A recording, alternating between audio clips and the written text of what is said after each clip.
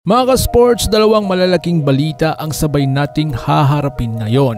Una, confirm na ng Meralco Bolts Super Team sa EASL na sina Justin Brownlee, Ronday Hollis Jefferson at isa pang napakalaking import. Pangalawa, balik eksena rin si Terence Romeo dahil siya ang isa sa mga kumpirmadong maglalaro para sa Gilas sa darating na FIBA tournament dito mismo sa Pilipinas. Kung trip mo po ang ganitong content, paiwan ng follow at pa-subscribe na din. Tara, simulan na natin. Ayon sa mga ulat, dalawang high-profile import ang gagamitin ng Meralco sa kanilang ASL campaign. Yun na nga si Justin Brownlee na kung saan Mr. Clutch ng Gilas at Barangay Ginebra.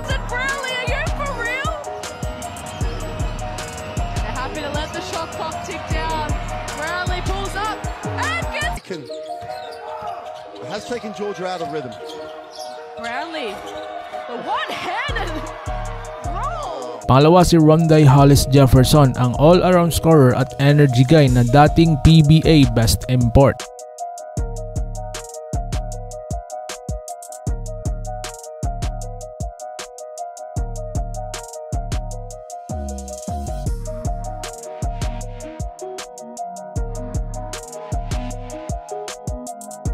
Kasama rin nila ang isang malaki at versatile na foreign big man na inaasahang magdodominante sa ilalim.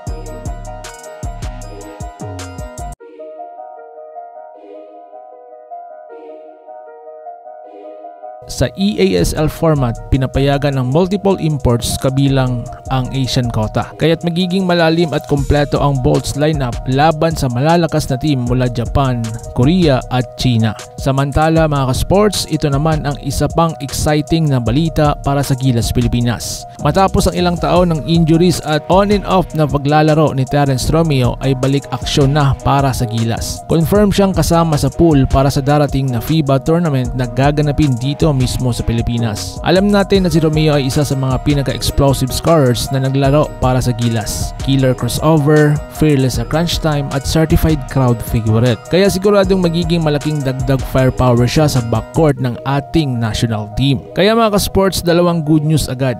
Meralco Super Team sa EASL kasama sina Brownlee at RHJ. Pangalawa, Terence Romeo balik Gilas para sa FIBA sa Pilipinas. Ano sa tingin niyo mga ka-sports, sapat na ito para masabing super team na ang Pinas sa Asia? Comment nyo sa baba ang inyong hinaing. At huwag kalimutang mag-like at mag-subscribe para updated sa lahat ng basketball news dito lang sa ating small channel. So paano? Ingat po kayo.